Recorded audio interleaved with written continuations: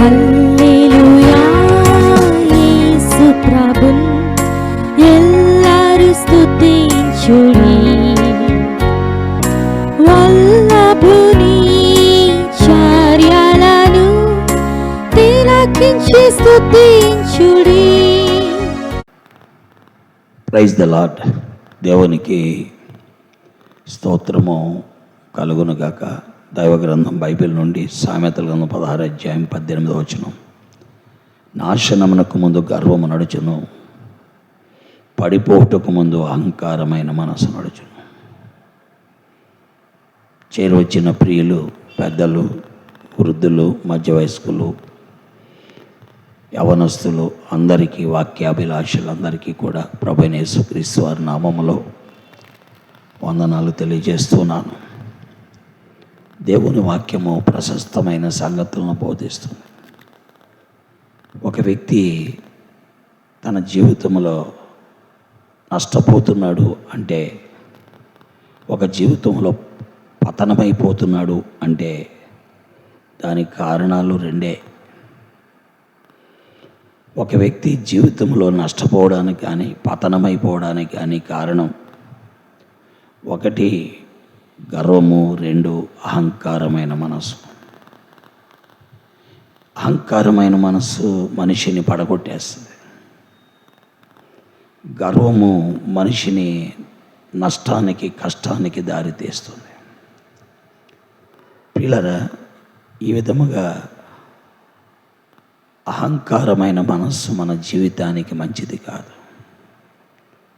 చాలాసార్లు మనలను మనమే మంచివారిగా, గొప్పవారిగా, యోగ్యులుగా చిత్రీకరించుకొని ఎదటి వ్యక్తి ఎందుకు పనికిరాని వాడిగా చిత్రీకరిస్తూ ఉంటాం. దీనికి కారణం మనలో ఉండే అహమే. దీన్ని ఇంగ్లీష్లో ఈగోస్ అంటారు.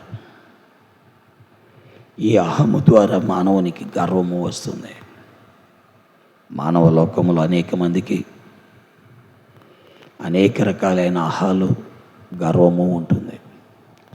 కొంతమందికి విద్యా గర్వము, కొంతమందికి ఉద్యోగ గర్వము, కొంతమందికి ఆస్తి, కొంతమందికి అంతస్తు, కొంతమందికి కులము, కొంతమందికి మతము. ఇవన్నీ గర్వాలు. ప్రియులారా, నువ్వు నాశనం అవ్వాలి, నష్టపోవాలంటే ఆ గర్వాలు కలిగి ఉండు. నువ్వు పతనమైపోవాలంటే ఆ అహంకారం కలిగి ఉండు. లేదు, నిన్ను నువ్వు అణుచుకో, నీ జీవితాన్ని దేవునికి అప్పగించుకో. దేవుడు అత్యున్నతమైన స్థానం మీద ఉన్నవాడు. ఆకాశమైన సింహాసనము, భూమి ఆయన పాదపీఠం. అయితే ఆయన మానవ జాతిని బాగు చేయుటకు, మానవ జాతిని రక్షించుటకు, మానవ జాతిని విమోచించుటకు తన్ను తాను తగ్గించుకొని, ఉపేక్షించుకొని సామాన్యమైన మానవుడిగా భూమి మీదకు వచ్చాడు. ఆయనే ప్రభు అయిన యేసుక్రీస్తు వారు. కాబట్టి ప్రియ స్నేహితుడా, సహోదరి, మన జీవితంలో మన కులము మనకు మేలు చేయలేదు, మన మతము మనకు మేలు చేయలేదు, మన ఆస్తి మనకు మేలు చేయలేదు, ఏది మనకు ఉపకారము చేయలేదు. మన జీవితంలో వీటిని అణుచుకోవని జీవించాలి.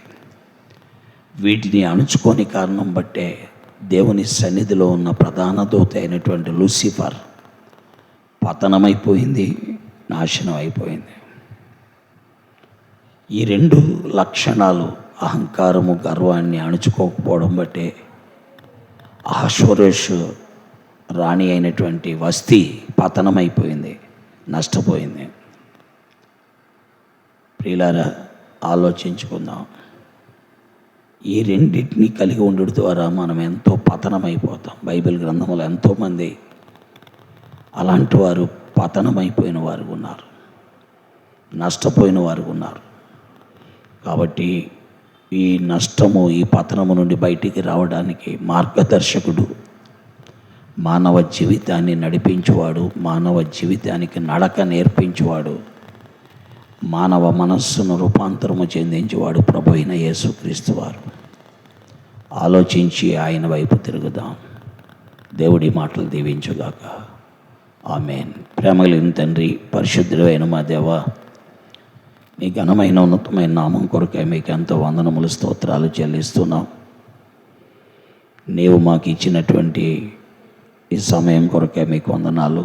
నీ వాక్యము కొరకు వందనాలు. వింటున్న వారందరి కొరకు వందనాలు. హృదయాల్లో కార్యాలు చేసి మా జీవితాలను మీకు అప్పగించుకొని మమ్మల్ని మేము ఉపేక్షించుకొని నిన్ను వెంబడించుటకు సహాయపడమని, వాక్యమును ముద్రించమని, ఫలితాలకు తెమ్మని యేసుక్రీస్తు వారి అద్వితీయ నామములో స్తోత్రించి ప్రార్థిస్తున్నాను తండ్రి. ఆమేన్. ప్రైజులాడండి. దేవుడు మిమ్మల్ని దీవించి ఆశీర్వదించునుగాక. చంద్రులారాయిలా దేవుని స్తుతించుడి, హృదయమును వెలిగించిన యేసుని స్తుతించుడి. అగ్నివారాగండ్లారా మీరు కర్తను స్తుతించుడి, హృదయ